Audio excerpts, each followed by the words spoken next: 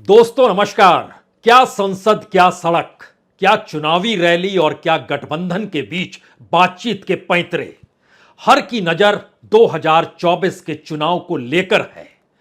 लेकिन आप एक क्षण के लिए सोचिए, हर कोई चुनाव देख रहा है और स्थिति ऐसी आ जाए कि झोला उठाकर जाना पड़ जाए तो चुनाव कौन लड़ेगा, किससे लड़ेगा? क्या वाकई ऐसे हालात खास तौर पर अडानी कांड के बाद इस देश में बन रहे हैं? न सिर्फ एलआईसी बल्कि सरकारी खजाने से भी हर दिन 1,500 करोड़ से ज्यादा रुपया लगातार बह रहा है, कम हो रहा है। क्या किसी की नजर है इस दौर में शेयर बाजार के भीतर जो लाखों करोड़ रुपया हवा हवाई हो गए, तो क्या इस देश की इकोनॉमी को लेकर कोई राजनीतिक पार्टी चिंतित भी है? सत्ता ही चिंतित है, क्योंकि प्रधानमंत्री हो या गृह मंत्री या कैबिनेट मिनिस्टरों की कतार ही क्यों ना हो, हर की नजर चुनाव पर है। और यही वो चुनाव है जो 2024 तक के चुनाव का रास्ता बनाते हैं। लेकिन आज इससे उलट अडानी कांड के बाद की ऐसी परिस्थितियां अब इस देश में उभर रही हैं जो शायद भारत की अर्थव्यवस्था पर सीधा असर डाल रही है।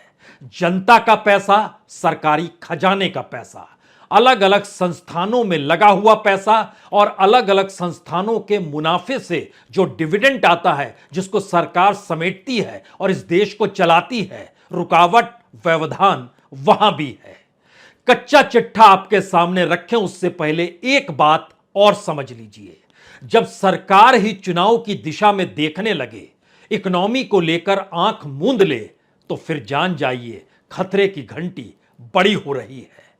एलआईसी में कितना पैसा हर दिन शेयर बाजार में उस कंपनी पर फूका गया, जो ना फूका जाता तो इस देश का 50,000 करोड़ रुपया, जिसको आप नॉशनल मनी कहिए या नेशनल मनी कहिए, उससे बच सकते थे, लेकिन नहीं बचे।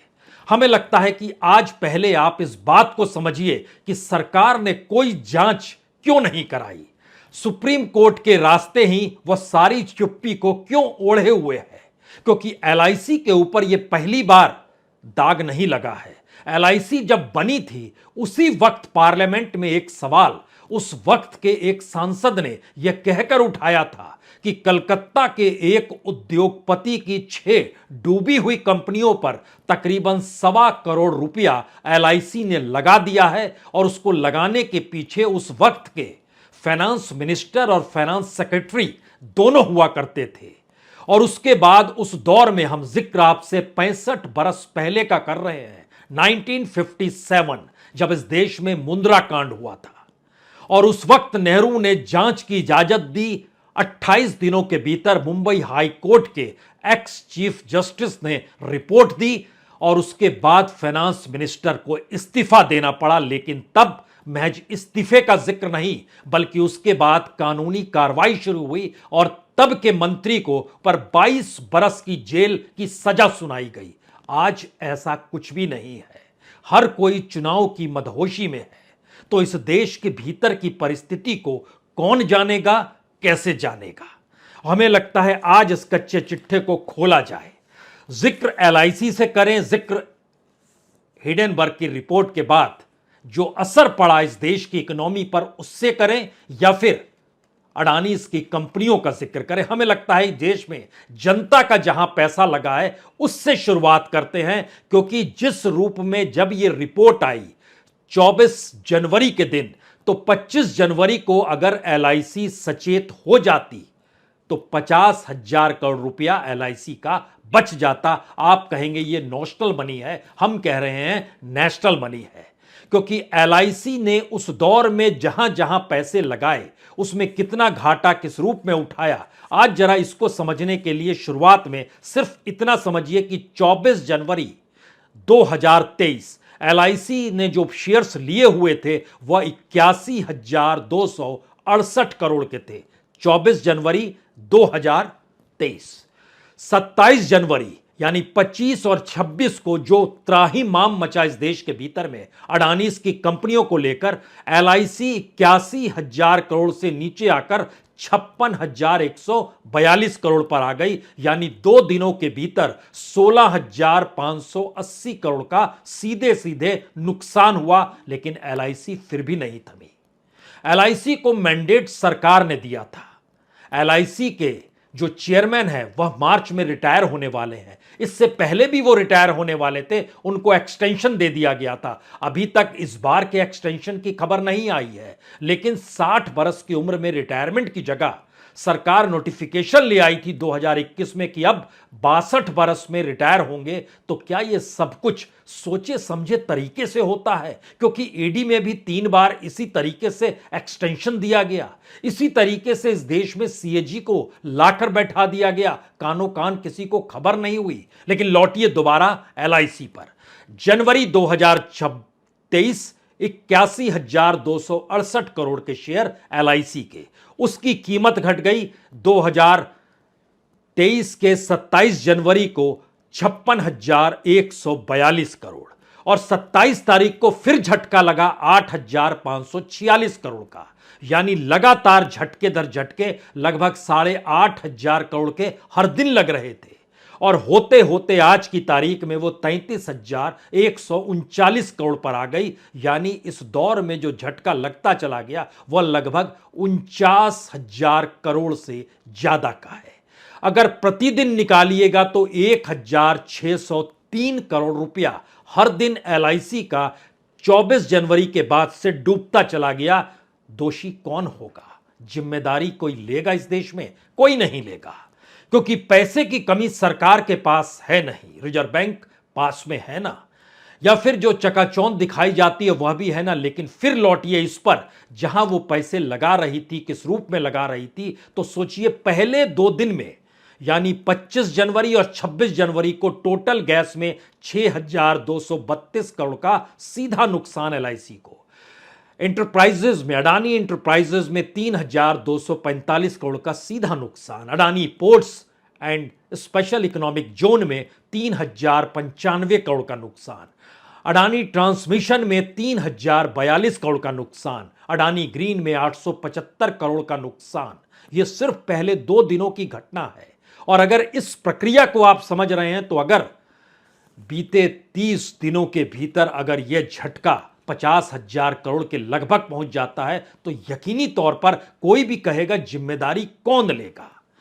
यह सवाल इसलिए बड़ा अब हो चला है क्योंकि आज की तारीख में जब इस बात का जिक्र बार बार हो रहा है कि कितना नुकसान हुआ है, तो वह कीमत आती है 49,728 करोड़। इतना रुपया एलआईसी को देने की स्थिति में सरकार कभी नहीं रही।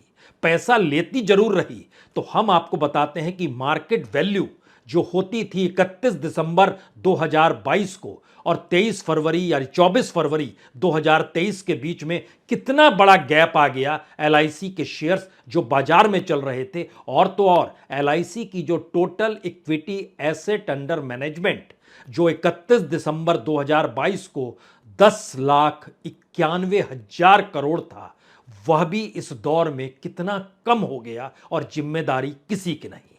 अब यहां पर आइए कि दरअसल कितना पैसा किस रूप में एलआईसी ने इन्वेस्टमेंट जो किया हुआ है, वह कितना पैसा किस कंपनी में लगाया हुआ है, और उस कंपनी के शेयर जिस रॉकेट की तरीके से नीचे जा रहे हैं। इस देश के सामने दूसरा बड़ा संकट उस शेयर बाजार को लेकर है, जिस शेयर बाजार की इकोनॉमी को बढ़ाने के लिए इस देश के बैंक्स जो इक्विटीज के जरिए काम करते हैं, म्यूचुअल फंड के जरिए काम करते हैं, इसके अलावा इस देश में इन्वेस्टमेंट का कोई रास्ता लोगों के लिए बचा नहीं। तो वो क्या करेंगे? तो ऐसे में क्या यह नई परिस्थिति है कि लोगों का पैसा उस शेयर बाजार को डेवलप करने के लिए डुबोया जाए, या फिर राजनीति साधने के लिए उस शेयर बाजार को ऊपर उठता हुआ दिखाया जाए?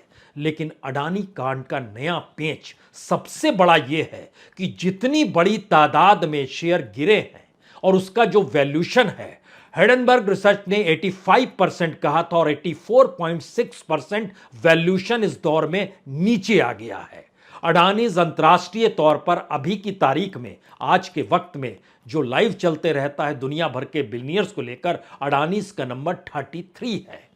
हम लोग 2 और 3 का जिक्र करते थे, अभी की तारीख में वो 33वें नंबर पर है।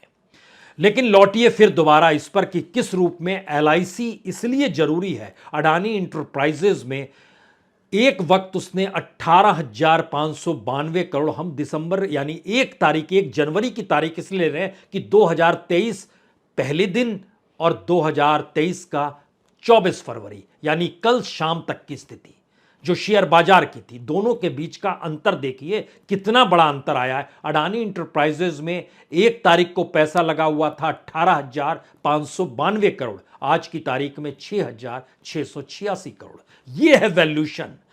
अडानी पोर्ट एंड एसईजेड उस समय पैसा लगा हुआ था 16,155 करोड़, आज ये घटकर 10,939 करोड़। अडानी ट्रांसमिशन उस समय पैसा लगा हुआ था 10,541 करोड़ 1 जनवरी को, और आज की तारीख में वो घटकर 3,048 करोड़। सबसे ज्यादा झटका टोटल गैस में लगा है। उस समय पैसा था 24,236 करोड़, आज की तारीख में वो घटकर 5,202 करोड़।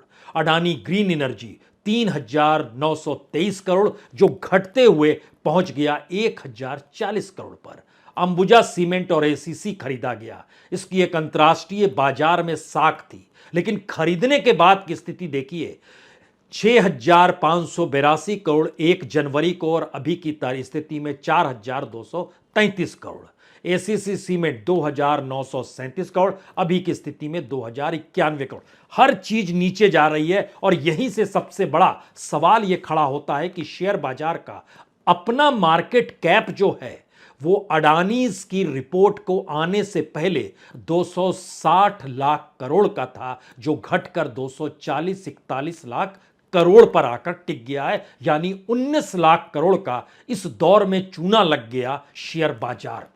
इस 19 लाख करोड़ में से लगभग 12 लाख करोड़ सीधे सीधे अडानीज के शेयर से जुड़े हुए हैं। 11,99,256 करोड़। यानी हिडेनबर्ग की जब रिपोर्ट नहीं आई थी उस समय अडानी का जो मार्केट कैप, जो 10 लिस्टेड कंपनियां थी, उनका लगभग 19 लाख करोड़ था। आज की तारीख में वो घटते घटते 7,20,000 करोड़ हो गया है।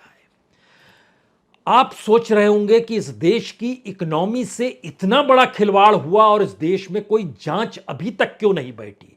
जांच तो दूर है, पूछताछ भी क्यों नहीं हुई। और इतनी बड़ी तादाद में कोई कंपनी नीचे जाती है तो इस दुनिया भर के जो शेयर बाजार है उनका इतिहास क्या कहता है। उनका इतिहास बहुत साफ कहता है, अगर जैसे ही आप 75% से नीचे आ जाते हैं, जो आपका मार्केट कैप होता है, शेयर बाजार के जरिए जो वैल्यूशन होता है, उसके बाद कंगाली की परिस्थितियां निकट आकर खड़ी हो जाती है। दुनिया में उसकी साख खत्म होती है, बाहर से पैसा लगना बंद होता है, और भारत के भीतर तो चंद पैसे अपने मुट्ठी में समेटे हुए लोग जो शेयर बाजार में घुसते हैं, उनकी दिलों की धड़कन तो इस दौर में लगातार बढ़ी हुई है, क्योंकि 8 लाख करोड़ रुपया उन्होंने इस दौर में गंवाया है। आप फिर कहेंगे ये नोशनल वैल्यू है, लेकिन इस देश की इकोनॉमी में नोशनल एस्पेक्ट ही तो प्रधानमंत्री की पूरी इकोनॉमिक पॉलिसी को लेकर जुड़ा है। जब उन्होंने 5 ट्रिलियन का जिक्र किया, जब उन्होंने इस देश को विकसित देश अगले 25 बरस में बनाने का जिक्र किया, यह पूरी इकोनॉमी अगर नीचे आ रही है और वैल्यूशन के तौर पर नीचे आ रही है, तो अगला असर क्या होगा। अगला असर इस देश के भीतर का सबसे बड़ा यह है कि इसी दौर में भारत का जो सरकारी खजाना है, जहां पर पैसा रखा जाता है कि कोई क्राइसिस आ जाए तो उससे निपटा जा सके, तो इसको पहले राउंड में इस तरीके से समझिए कि बीते हफ्ते यानी बीते 7 दिनों में 10 तारीख से लेकर 17 तारीख तक का जो आखिरी आंकड़ा आरबीआई ने जारी किया, उसने कहा कि लगभग $5.68 बिलियन गायब हो गया। यानी सरकार के खजाने से इतना पैसा उसको रिलीज कर देना पड़ा जो संरक्षित मनी थी। ये कितना होता है रुपए में? ये होता है तकरीबन 47,071 करोड़ रुपया। ये पैसा एक हफ्ते के भीतर, उससे ठीक पहले के हफ्ते में यानी 3 फरवरी से 10 फरवरी के बीच में $8.3 बिलियन, इसको रुपए में तब्दील कीजिएगा तो 68,805 करोड़ रुपए।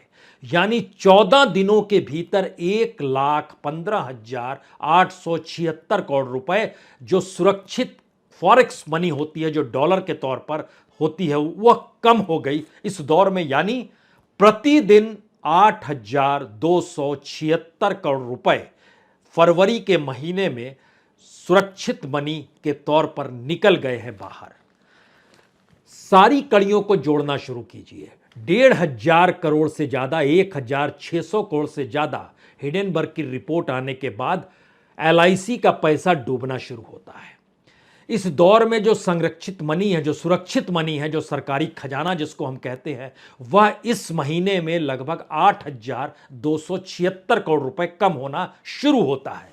तो इस देश के भीतर में ओरिजिनली जब परिस्थिति थी, उस दौर में भी हमारी कोई आर्थिक स्थिति को संभालने वाला ऐसा नहीं था कि राजनीति भी ताड़ें, चुनाव भी जीतें और इकोनॉमी भी संभालें। बिल्कुल नहीं, क्योंकि जो रिपोर्ट बतलाती है रिजर्व बैंक के भीतर की, वो कहती है अक्टूबर 2021 में भारत के पास 645 बिलियन डॉलर हुआ करता था, जो फॉरेक्स मनी, जो विदेशी पूंजी जो हमारे पास पड़ी होती है, उसको अगर रुपए में तब्दील कीजिएगा तो तकरीबन 53,44,000 करोड़ रुपया। लेकिन वह घटते घटते घटते घटते घटते घटते बीते हफ्ते के 17 तारीख तक आकर खड़ी हो गई 46,52,000 करोड़ रुपए पर। यानी बीते 1-1.5 साल में अगर आप एवरेज निकालिएगा तो 1,497, यानी तकरीबन 1,500 करोड़ रुपए हर दिन इस देश में जो जमा पूंजी सरकारी खजाने में थी, वह कम होती चली जा रही है। अब यहां पर जो एक सवाल उससे भी बड़ा इस दौर में इसलिए बड़ा महत्वपूर्ण है, क्योंकि जब इतनी इकोनॉमी कम हो रही है तो अडानीज की कंपनी ऐसे मायने में क्यों रखी जाती है? इसलिए बड़ी महत्वपूर्ण है क्योंकि gas, power sector, special economic zone, transmission, retail sector, cement sector और मीडिया सेक्टर, इन तमाम सेक्टर्स को जब जोड़िएगा तो उसके बाद अडानीज दुनिया के किसी भी कंपनी की तुलना में और भारत के भीतर जितने बड़े क्षेत्रों में फैले हुए हैं, उतने बड़े क्षेत्रों का लाइसेंस दुनिया के किसी कॉरपोरेट को इस रूप में नहीं दिया गया जो इनको दिया गया। अब यहां पर अगला सवाल है कि इस दौर में कितनी कमी आ गई और क्यों आ गई, और अगर आ गई तो इसका असर अब क्या होने वाला है। नया पेंच यह कहता है कि जिस इकोनॉमिक वैल्यूशन के आसरे दुनिया के बाजार से हम पैसा उठा रहे थे, जब उसमें रोक लग गई तो हमारे पास कोई दूसरा साधन नहीं है कि हमारे सरकारी खजाने से हम पैसे को निकालना शुरू करें। उसके अलावे कोई दूसरा रास्ता अगर नहीं है तो ये क्या धीरे धीरे और परिस्थिति नाजुक होगी। और अगर ऐसा पेंच है तो क्या एलआईसी को और एसबीआई के ऊपर और पीएनबी के ऊपर जो आरोप लगे, उसमें फिर बैंक ऑफ बड़ौदा ने हिम्मत क्यों दिखा दी कि हम तो पैसा देंगे, लेकिन उससे भी चीजें नहीं संभली। इसी दौर में सरकार ने चुप्पी क्यों थाम ली। इस इकोनॉमिक स्ट्रक्चर के दायरे में चुनाव 1 बरस के बाद है। उस 1 बरस के बाद के चुनाव को देखने के लिए राजनीतिक तौर पर विपक्ष कहता है कि हम अगर एक हो जाएं तो बीजेपी 100 सीट भी ना ले पाए। लेकिन अगर यही विपक्ष सही मायने में इस देश के लोगों को बताने लगेगा कि अब आने वाले वक्त में रोजगार तो दूर की गोटी है, मैन्युफैक्चरिंग सेक्टर को डेवलप कर पाना भी दूर की गोटी है, जो बेसिक 8 कोर सेक्टर होते हैं उसको भी हम विकसित या फिर उसको डेवलपमेंट की दृष्टि से ला पाने की स्थिति में नहीं आ पाएंगे, क्योंकि पैसा नहीं है।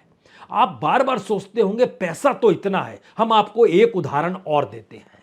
अभी फिजी में हिंदी दिवस मनाया गया, जो हिंदी भाषा को लेकर अंतर्राष्ट्रीय तौर पर एक सम्मेलन होता है, वह फिजी में हुआ। आपको जानकर हैरत होगी, सरकारी कर्मचारियों की लिस्ट बनी तकरीबन 160-65 लोगों की, और कहा गया कि ये फिजी जाएंगे।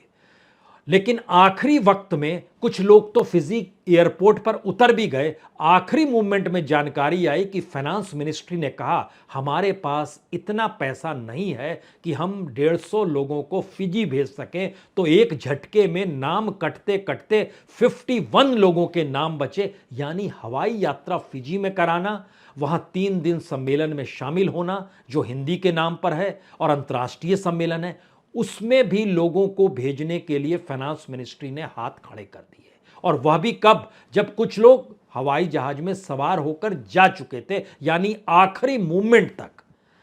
जो पैसा नहीं होने की बात है, अब उसका असर सीधे तौर पर इस दृष्टि से आइए, जिन क्षेत्रों का हम जिक्र कर रहे हैं, जो बार बार इसका जिक्र करते थे कि नहीं नहीं, कॉरपोरेट खूब नौकरी देता है और कॉरपोरेट में काम करना चाहिए और कॉरपोरेट इस देश के डेवलपमेंट से जुड़ा है। एक लाइन में समझ लीजिए, कॉरपोरेट मुनाफे से जुड़ा है और वो निजी मुनाफे के आश्रय ही कॉरपोरेट अपना नेटवर्थ बढ़ाता है। अब यहां पर सवाल यह है कि जो कंपनी एक महीने के भीतर 3,44,000 करोड़ से नेटवर्थ कम होकर 91,000 करोड़ पर आ जाए, जो टोटल गैस का जिक्र कर रहे हैं, जो अडानी इंटरप्राइजेज है जहां सबसे ज्यादा कर्मचारी काम करते हैं, 2,38,000 करोड़ से घटकर 1,60,000 करोड़ पर आ गई। ट्रांसमिशन 2,28,000 से घटकर 87,984 करोड़ पर आ गई। जो ग्रीन एनर्जी है, जिसका जिक्र प्रधानमंत्री बार बार कहते हैं और सबसे बड़ी कंपनी के तौर पर अडानीज की ही कंपनी है, वो 2,26,000 करोड़ से घटकर 85,000 करोड़ पर आ गई। तब आप कल्पना की शुरुआत कीजिए कि अगर ऐसी हालत है और जो घटते चला गया उसमें अगर देखना शुरू कीजिएगा तो हर के शेयर, हर का वैल्यूशन इस लिहाज से घट रहा है कि इस देश के भीतर में आप रोजगार कैसे देंगे, मैन्युफैक्चरिंग सेक्टर को कैसे बढ़ाएंगे, एक्सपोर्ट कैसे करेंगे, इंपोर्ट पर आश्रित क्यों नहीं होंगे और जो घाटा होगा, व्यापार घाटा, वो बढ़ेगा क्यों नहीं, उसकी पूर्ति के लिए खजाना आप क्यों नहीं लुटाने की स्थिति में आएंगे। पेंच बड़ा है। अडानी कांड का पेंच सिर्फ अडानी की 8-10 कंपनियों के वैल्यूशन तक नहीं टिका हुआ है, हमारी पूरी इकोनॉमी ने उसको दायरे में लिया है और उस दायरे के ध्वस्त होने के बाद 3 परिस्थितियां सरकार के सामने है। पहली परिस्थिति है, क्या सरकार पीएसयूज को बचाने की दिशा में अब बढ़ेगी या अभी भी बेचने की दिशा में ही जाएगी, पब्लिक सेक्टर के जो उपक्रम है उसको बेचेगी या बचाएगी। दूसरा सवाल, इस देश के भीतर में जो हर बरस करोड़ों बच्चे डिग्रीधारी होकर निकलते हैं, उनके लिए कोई रास्ता है या मुद्रा योजना है जिसमें 50,000 रुपए बैंक से मिल जाएं या 2 लाख रुपए मिल जाएं या 10 लाख का जिक्र जो होता है, जो लगभग 1% को भी नहीं मिल पाता है। वही मुद्रा योजना के आश्रय सबको कहेंगे तुम अपने हिसाब से पकौड़े बनाओ या चाय बनाओ या कुछ भी करो। ऐसी स्थिति में देश की इकोनॉमी को लाकर खड़ा किया जाएगा या कुछ सोचा जाएगा। और तीसरी परिस्थिति इस देश की उस राजनीतिक व्यवस्था से जुड़ी है जिसमें सबका ध्यान चुनाव पर है और इस देश के भीतर के उन हालातों को कोई नहीं समझ रहा है कि 2024 आते आते अगर ऐसी स्थिति जो अभी की रफ्तार है बीते 30 दिनों की, ये रफ्तार कंटिन्यू कर गई तो झोला उठाकर कौन भागेगा। नजर जरूर रखिए। बहुत बहुत शुक्रिया, बहुत बहुत शुक्रिया।